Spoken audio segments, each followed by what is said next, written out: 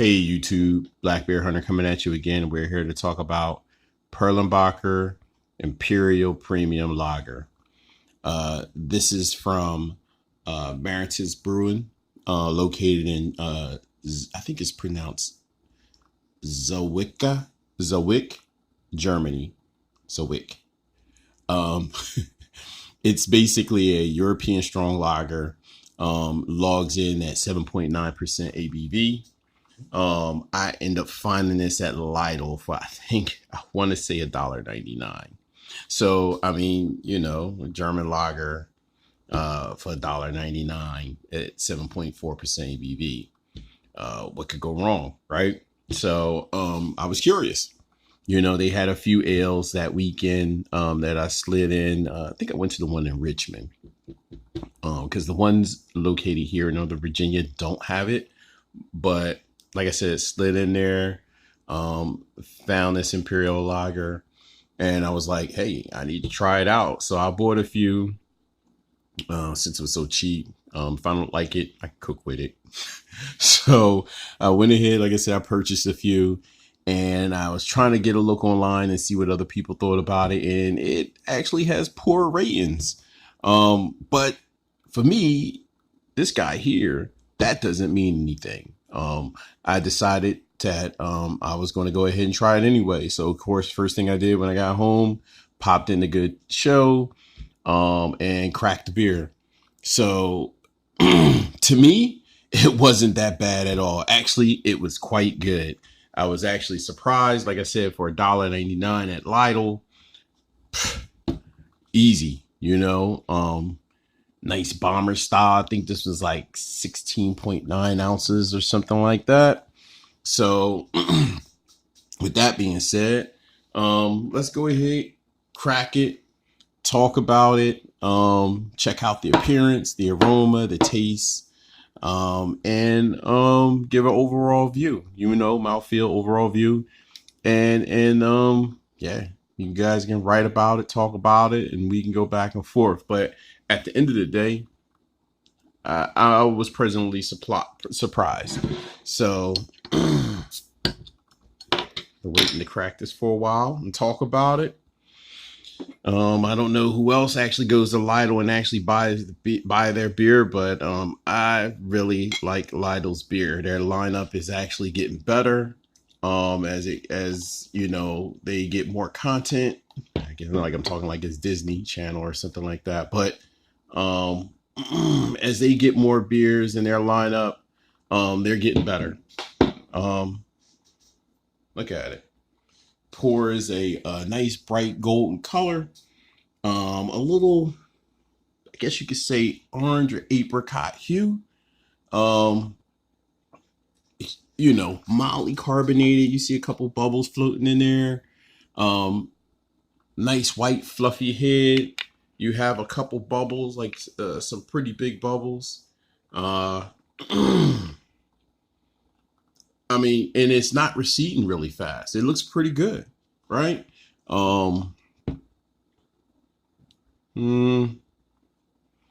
Like, like a nice lace in there, even nice soapy residue. But like I said, I didn't catch any aromas off of it after I cracked it. But it's nice. It's a nice looking beer. I mean, look at that.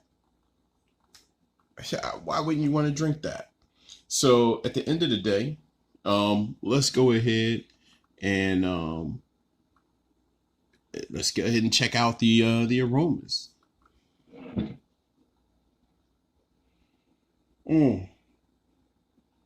Tons of Belgian yeast and German malts. A little bready and definitely fruity on the back end. Almost smells like maybe even a little bubble gum. Yeah, surprising. But yeah, you definitely can smell some sugars in there also. But yeah, check out the head and the lacing now. Look at that. It receded, but it looks nice. To me, it looks nice. I don't know what everybody else is looking at, but looking at this beer, if someone was sitting across the counter from me, I'd want to drink it. I definitely want to find out what they were drinking and go ahead and get a hold of it. But look at that lacing. Look at the lacing.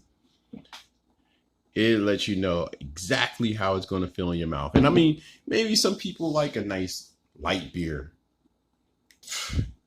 I'm not really in the light beer experience. As you can see, my name is the Black Beer Hunter. So I like a nice viscosity to my beer. I like a nice medium body.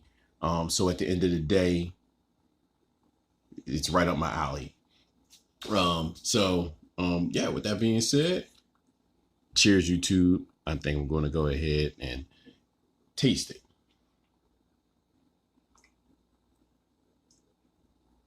Mm. Mm-mm. Ooh. So, you definitely going to get some Belgian sugar. Definitely going to taste the yeast. It's kind of malty, a little bready. You definitely taste like a little caramel like hints or notes to it. A little honey, some herbs. It's like a floral notes in there, a little grainy. Yeah, it definitely tastes like it's a little stronger than they actually say that it is. Not like it's like an alcohol presence, but just like the way that when the beer hits my tongue, it feels, like I said, like, you know, it feels like a higher gravity beer. Yeah, I mean, it tastes good. Like I like the characteristic. It has like a little mild bitterness in the back end and a little hops after the fact. It's kind of like an aftertaste. Um, but yeah, I mean, like I said, you get that. It's like the aftertaste also is kind of floral, maybe like a rose or something. Yeah. Pleasing though. It's actually a pleasing, nice flavor. Um, Malts are kind of like malt forward characteristic. Like I said, you know, you got that taste of honey. It's balancing that taste of honey and the grains, the doughy bread, and like I said, the Belgian sugars. It definitely tastes like it might be a Belgian sugar. Mm. But like I said, it has decent strength. Better than like a lot of the pilsners that I like. I like it. I enjoy it. It like you taste a lot of German beers, and they're like really well balanced. They're all pretty close, right? Like they're all real well balanced. They have similar characteristics and taste, feel.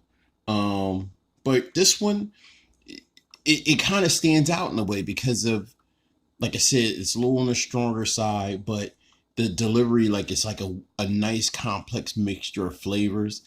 Um, yeah, like the herbal notes, the lemongrass, maybe. Um, Maybe like something like the fruit taste might be like apples. It tastes like that out. That is settled in a little bit. Let me taste that again. Mm.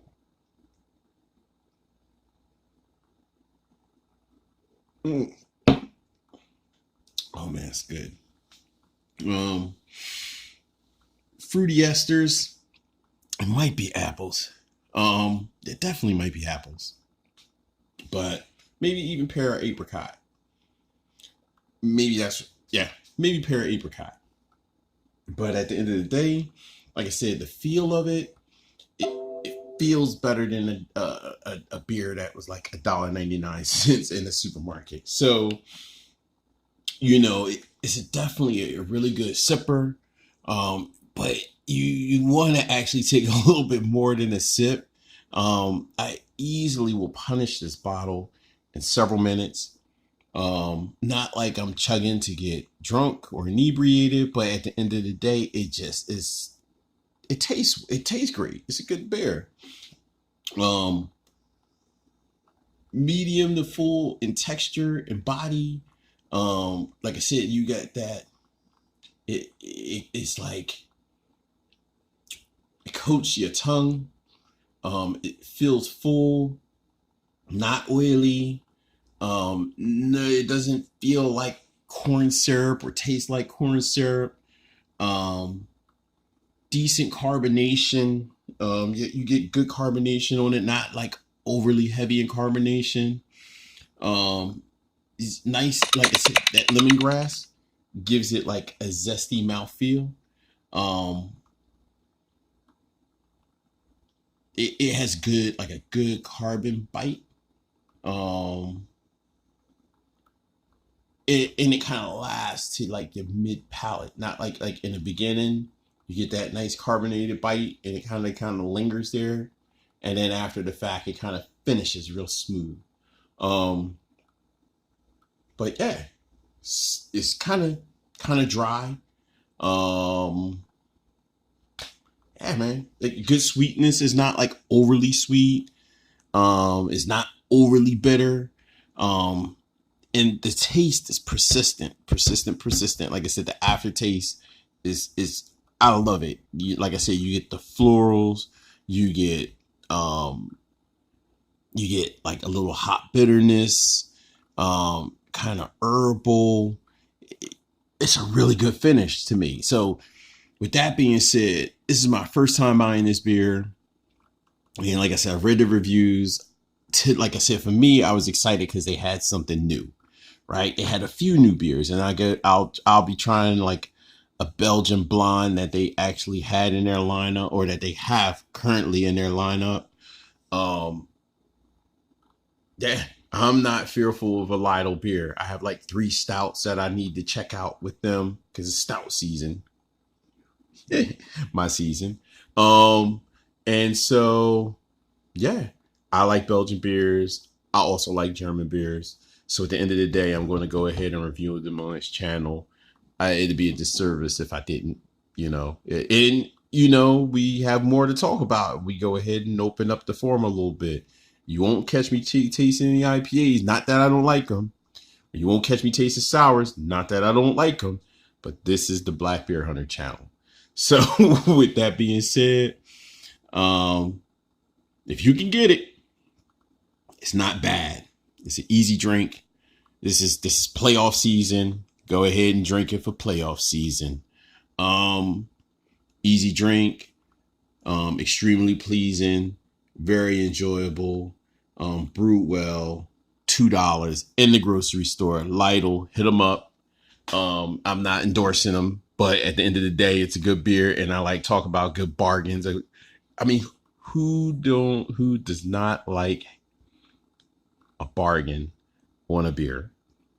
I mean, if somebody, even if it was garbage and somebody was like, hey, 50 cents for a beer, and they had like a beer stand and they pour it straight out the tap and it was a home brew, I'm going to drink it. And also I might even come back and rate it. I might even get them to pour it in my little growler, go back and have them pour it in the growler and come back and rate it and talk about it. But at the end of the day, yeah, I like a good value for a beer. This is a good value. If you try it, hit me up. Let's talk about it. Let's get this popping. At the end of the day, I'm going to crush it. Perlenbacher, you're going to get crushed. I definitely would like to know if I can age it. Now, that's one thing I'm going to try and find out. Not like for like a year or two, but maybe like 6 months. And I know in 6 months, this beer will actually change a bit just because of the characteristics that I get from the beer. Keep it nice and refrigerated. Give it 6 months. See how it tastes. Yeah, see what happens. Because there's a couple beers I've already reviewed from there, and they've all been great. I have some some that I've aged. They had a triple there that they aged, and you'll see me probably talk about it again. It's about that time. So yeah, Perlenbacher Premium Imperial Premium Lager, 7.9 I think it's like 4% ABV. Check it out. We'll talk again. Peace, YouTube.